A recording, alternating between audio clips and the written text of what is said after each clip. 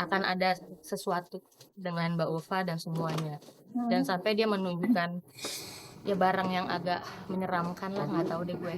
Dia seperti kayak boneka atau apa memberikan ke hakim gitu loh. Ada tulisannya, ada Ulfa, di baliknya ada hakim. Untunglah setelah diberi sejumlah uang, sang paranormal tidak pernah lagi mengganggu hidupnya.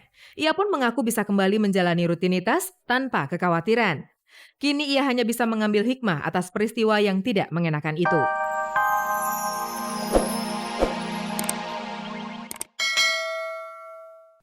Halo, apa kabar? Di sore hari ini saya Usi hadir kembali bersama Kabar Kabari yang akan menyajikan kabar-kabar yang layak kami kabar-kabarkan karena kami Kabar Kabari.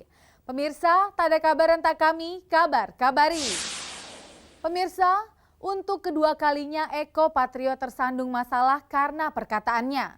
Kalau beberapa bulan yang lalu dia bermasalah dengan Helmi Yahya, minggu kemarin personil Patrio ini berhadapan dengan Butet Kertarajasa karena ucapannya dinilai menyinggung keluarga besar Bagong Kussudiardjo.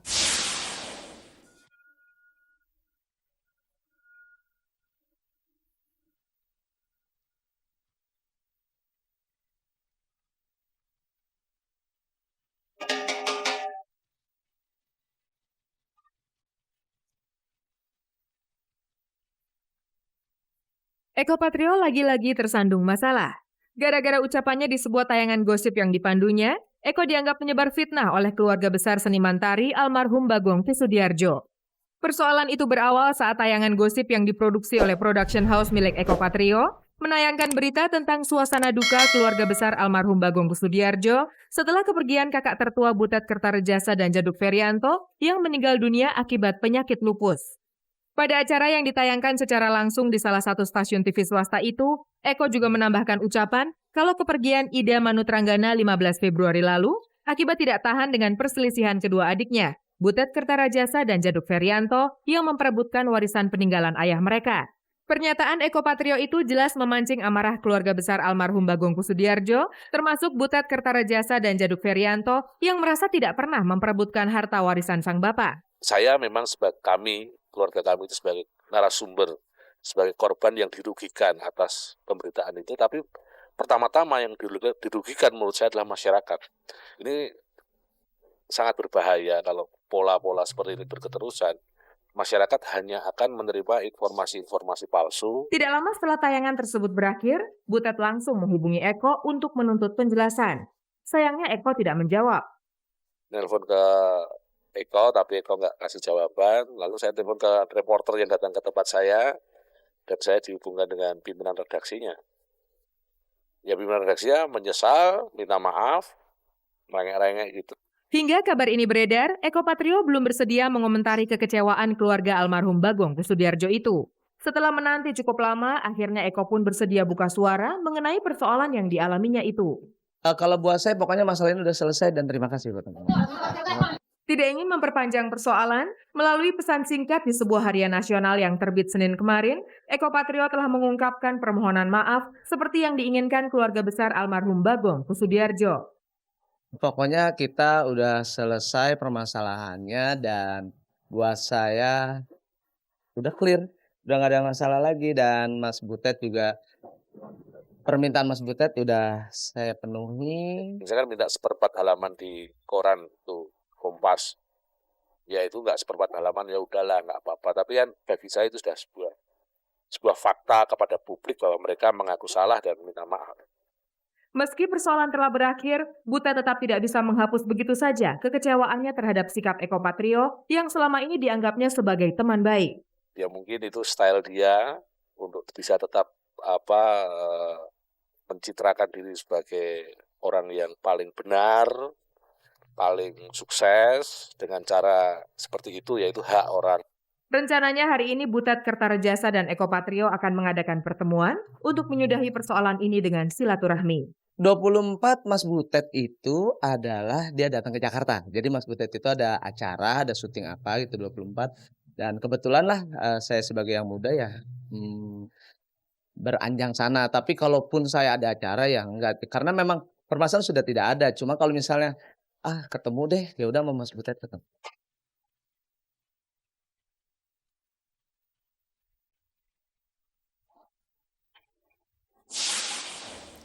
Ulfa Dwiyanti hampir menjadi korban tindakan kriminal. Akibat ulah orang yang mengaku-ngaku sebagai paranormal, ia hampir saja kehilangan uang puluhan juta rupiah.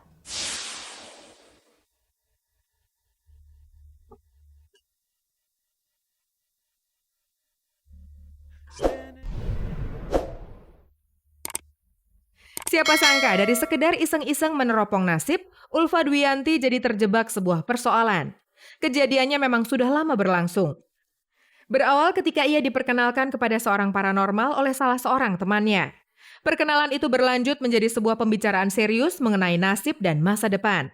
Entah apa yang berhasil diterawang oleh sang paranormal atas masa depan Ulfa Dwiyanti, yang jelas pertemuan di sebuah kafe itu membuat masing-masing pihak merasa puas.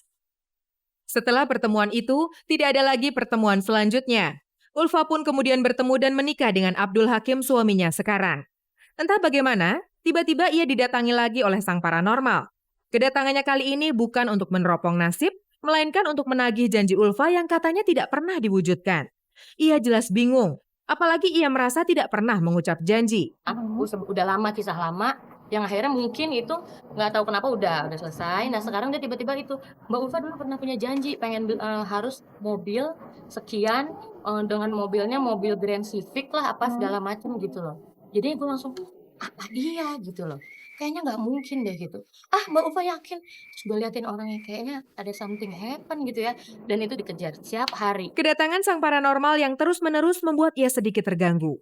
Apalagi kemudian sang paranormal seperti mengeluarkan ancaman akan mencelakakan Ulfa dan keluarganya. Nggak tahu setengah mengancam apa nggak tahu ya, bahwa kalau misalnya Mbak Ulfa tidak penuhi ini, akan ada sesuatu dengan Mbak Ulfa dan semuanya. Dan sampai dia menunjukkan ya barang yang agak menyeramkan lah, nggak tahu deh gue. Dia seperti kayak boneka atau apa, memberikan ke hakim gitu loh. Ada tulisannya, ada Ulfa, di baliknya ada hakim. Untunglah setelah diberi sejumlah uang, sang paranormal tidak pernah lagi mengganggu hidupnya. Ia pun mengaku bisa kembali menjalani rutinitas tanpa kekhawatiran. Kini ia hanya bisa mengambil hikmah atas peristiwa yang tidak mengenakan itu.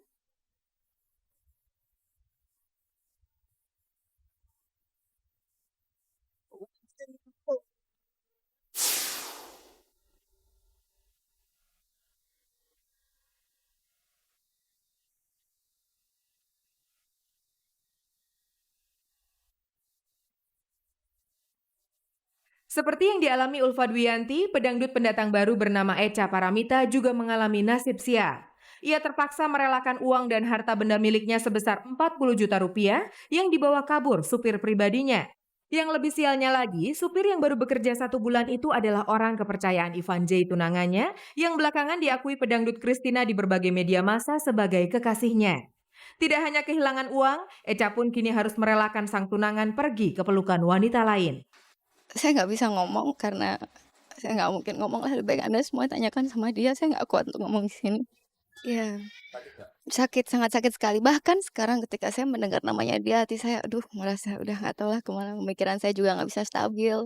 Saya benar-benar labil saat ini.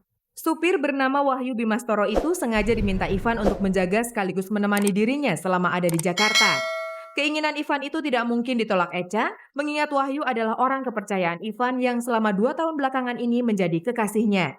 Hubungan mereka bahkan telah beranjak ke jenjang pertunangan.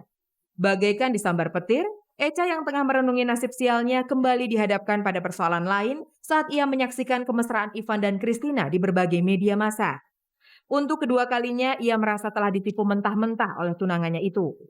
Bukan untuk mengganggu ketenangan Ivan dan Christina kalau akhirnya ia buka suara dan menuntut Ivan untuk bertanggung jawab dengan membantu menyelesaikan persoalan ini. Di sini saya hanya menegaskan bahwa saya kecurian barang, kecurian uang. Saya ingin pelakunya tersebut, sopir saya, untuk meminta maaf kepada saya dan dituntut secara hukum sesuai dengan undang-undang yang berlaku. Dan yang kedua, saya merasa dibohongi sama Ivan. Dan yang ketiga, saya tidak merasa bermasalah dengan Mbak Christina secara pribadi. Saya kagum dan saya hormat terhadap beliau.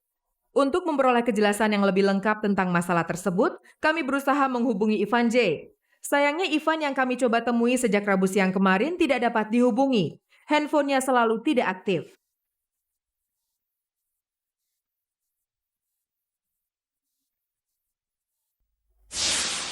Tak ada kabar yang tak kami kabari. Berikut pilihan kabar yang kami hadirkan khusus untuk menemani Anda di sore hari ini.